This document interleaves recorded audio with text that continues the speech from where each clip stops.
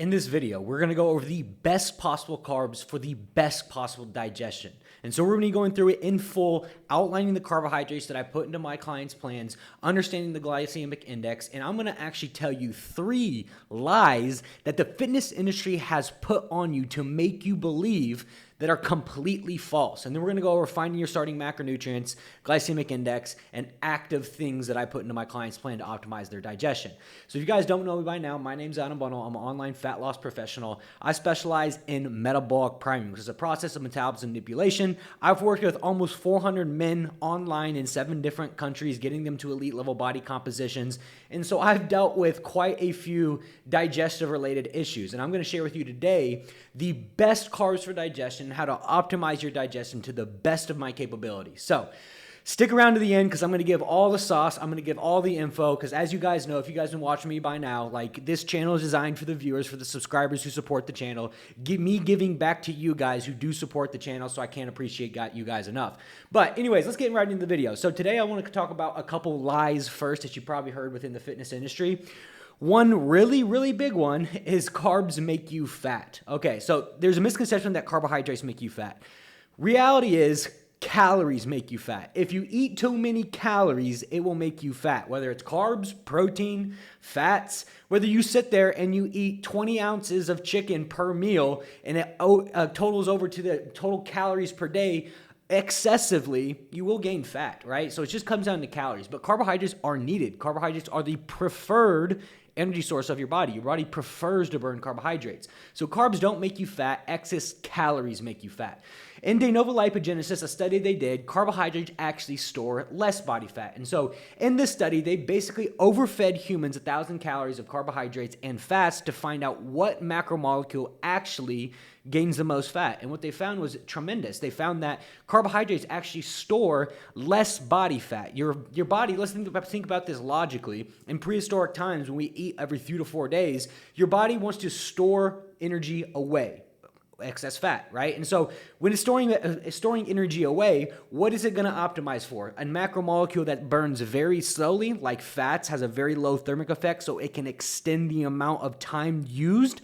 Or something like carbohydrates that have a 10% thermic effect is very hot when it burns in your body, and it's more likely to burn faster. And so what is your body more likely going to save in the form of excess energy? Fat intake, right? And so carbohydrates store less fat than the macromolecule fat. I want to get that right. And you can more likely research this topic yourself, research de novo lipogenesis in humans, and it'll run through the entire case study. But for the purpose of today's video, I want to make this nice, easy, quick for you guys. And so the next lie is lie number 2, I feel bloated and tired when I eat carbohydrates. So I get this a lot. I get this a lot online when guys are like, well, when I eat excess carbohydrates, like, I feel like crap. I feel like my energy gets drowned out. I feel like lethargic.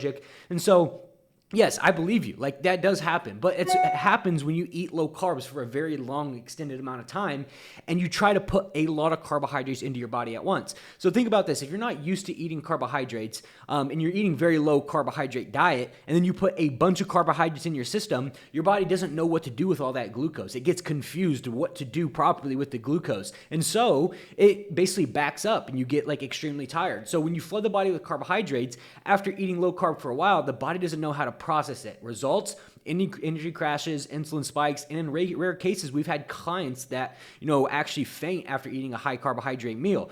What we need to do in this situation is you need to start off low. You need to start off low and wait for your body to transition into using carbohydrates properly. And so within the body, there's about a 2 to 3 week transitionary period when you transition the body from a fat adapted state like keto into a carbohydrate metabolism state, utilizing carbohydrates and glucose properly in the ATP production. So there's a 2 to 3 week transitionary period. Where a lot of guys go wrong is they add a bunch of carbs at once and they gain 10 pounds within the week, and then they go back to low carb because that's what has worked for them in the past. Rather, start low for 2 to 3 weeks and then raise those carbs 25 to 50 grams each week. Don't put 100 grams of carbohydrates on top of your current diet, because yes, your body's, if you're on low carb, because your body's not going to know what to do with it properly. So lie number 3 is insulin is bad for you. So the truth is you need insulin in your body.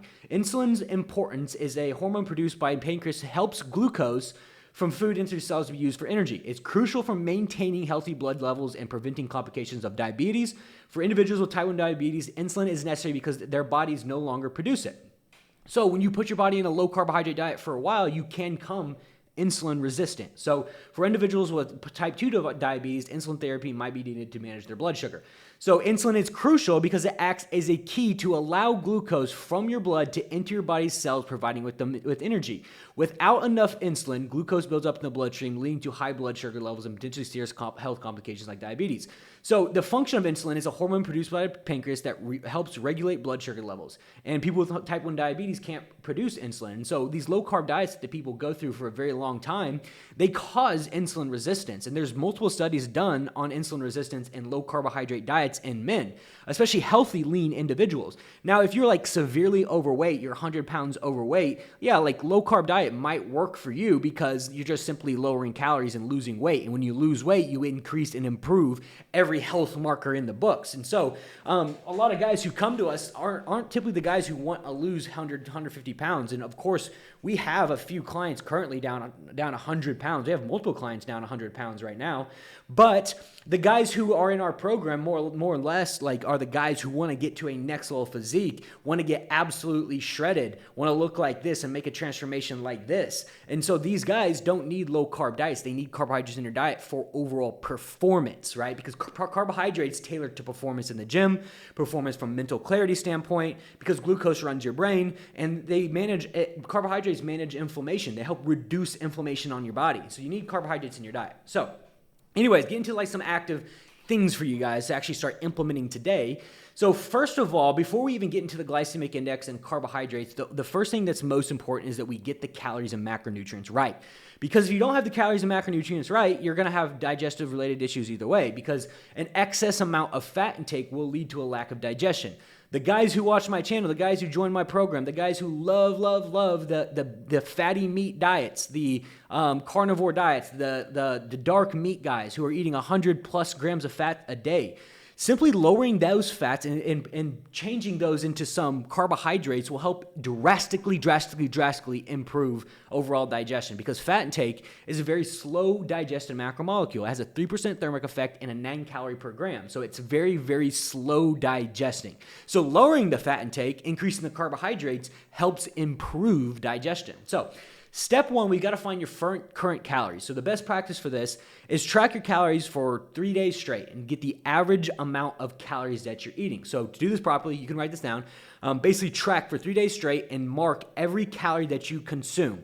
Over the 3-day period, add all of those calories up and then divide those by 3, and you'll get your average caloric intake. Step two, your body weight to 1.1 to 1.2 times in protein, and this is in pounds. So if you're 200 pounds, then 200 should be your protein goal. Next, step 3, body weight times 0.3 in pounds in fat. So if you're 200 pounds times 0.3, I believe it's like 55-ish, that should be your starting fat goal. And then the next, backfill the rest with carbohydrates to meet those current calories, right? So the average calorie intake you got from those 3-day period, that should be your starting calories. You should get your starting protein, your fats, and then you backfill the rest with carbohydrates to meet your current calorie amount, okay? So now that we got that out of the way, to get the correct amount of actual protein, carbs, and fats, which is going to be most important for digestion, now we can get into like active concepts of what we use for our clients. And so I'm actually going to show you exactly what I use for Andres here, who's currently down 46 pounds.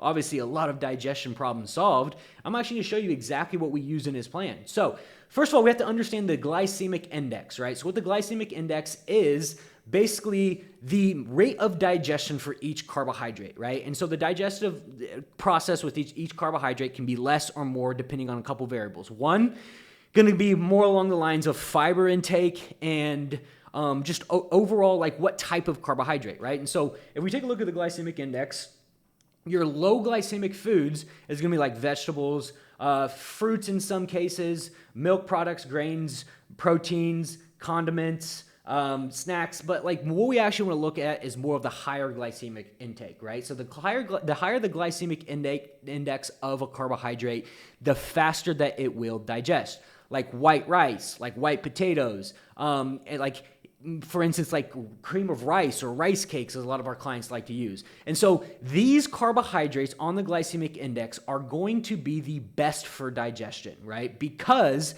they're going to have very low amount of fiber in them, right? So we need fiber in our diet, yes, but overall for digestion purposes when it comes to carbohydrates, the lower amount of fiber in them, the faster it will digest, right? Because fiber slows down the digestive process. So like your whole grains like wheat or brown rice or bread, sourdough, rolled oats, steel cut oats, are all going to be very low glycemic foods because it's going to be more on the brown carbohydrate range. And so the browner the carbohydrates, basically the more fiber that's going to actually be in there, right? And in some cases, even a little bit more fats in there as well. But if we get carbohydrates with just carbohydrates, no fiber, no fats, no protein, well, maybe a miscellaneous amount of protein, we're going to have a better rate of overall digestion. And so the caveat behind this is that when you mix a basically higher carbohydrate food, like a higher glycemic carbohydrate food, with a fat intake, the glycemic index therefore slows down. So it is important to note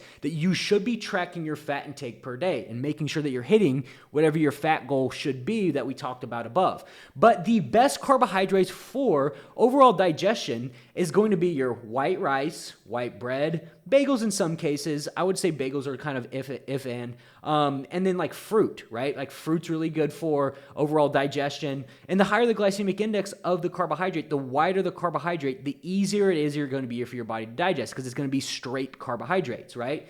So you can go ahead and search this online, search the glycemic index, and it'll pull up all the glycemic index foods. And the higher the glycemic index, the easier it is going to digest. So getting into some active concepts of what we actually use for our clients and what's going to be the best, the first thing we need to do is make sure we're doing what we need to do per day to actually optimize digestion outside of the current foods that you're eating. For instance, fiber, 20, 30 grams per day is going to optimize digestion because fiber helps food move through the body. Yes, like you overconsume on fiber, it's going to slow down your digestion. And if you underconsume on fiber, it's going to slow down your digestion. But that 20 to 30 grams per day for men is right on the money. Next, water. So water intake is kind of like lubricant for your interintestinal organs, right? It kind of lubes everything up a little bit, makes things flow a little bit better. So 1 gallon of water per day will increase digestion.